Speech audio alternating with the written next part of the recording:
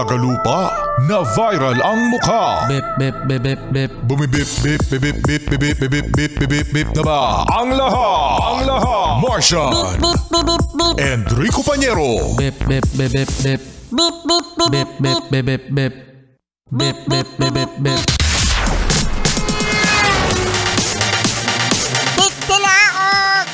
Titilaok! Bip, bip, bip, bip, bip. Ito na ang 101.1 Kiss FM Balitang good news muna tayo mga yes friend ha, sa mga awayan, sa mga problema ng ating bansa.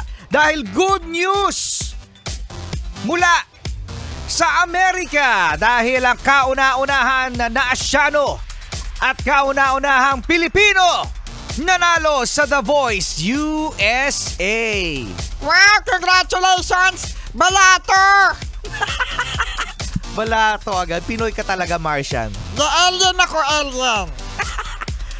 Siya nga mga yes friend ay si Sofronio Vasquez. Congratulations. Sinusubaybayan ko talaga mga yes friend ang journey niya eh.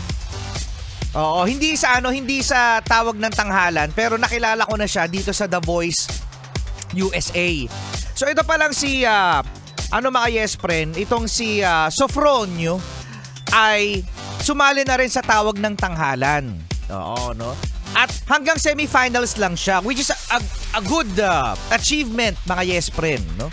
Sumali rin ayon sa chismis mga yes friend na nag-audition din siya sa The Voice Philippines. Alam mo naman ng The Voice, 'di ba? Merong 4 chairs doon eh. Kapag nagustuhan ng judge, magto-turn chair sila, haharap sila doon sa contestant. Ibig sabihin noon pipili na yung contestant na kanyang judge. Dito sa Philippines, mga yes friend, The Voice Philippines, ayon sa chismis, hindi, totoo pala mga yes friend. Ha?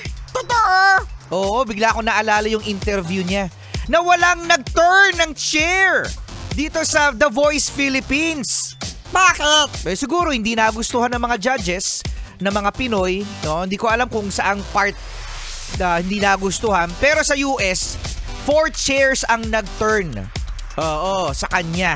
At imagine mga yes friend, napakagagaling ng mga nakalaban nito ni Sofronio Vasquez ng mga Amerikano rin. May fear din ako mga yes friend, baka hindi siya manalo eh. Makasama lang siya sa finals kasi alam mo naman, meron tayong iniisip na hindi The Voice USA yan eh.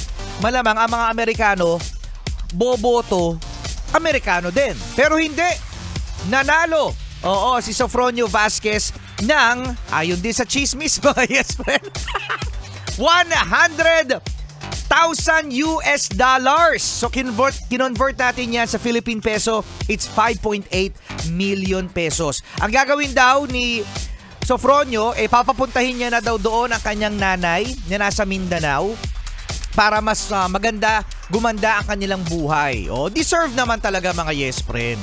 Oo, no, nito ni Sofronio Vasquez. At malaki ang parte ni Michael Bublé, ang kanyang piniling head coach sa kanyang journey. Kasi si Michael Bublé ang pumipili ng kanyang mga kakantahin. We're so proud of you, Sofronio Vasquez. Ayan, ang kauna-unahan na Pinoy ay Asian na nanalo as champion sa The Voice USA.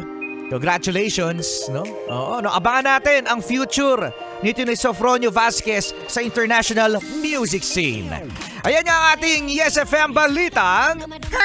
Kasama nyo pa rin, Rico Pañero. At Marcia, the cuteness, ang cute-cute ko talaga. Baby, can you stay?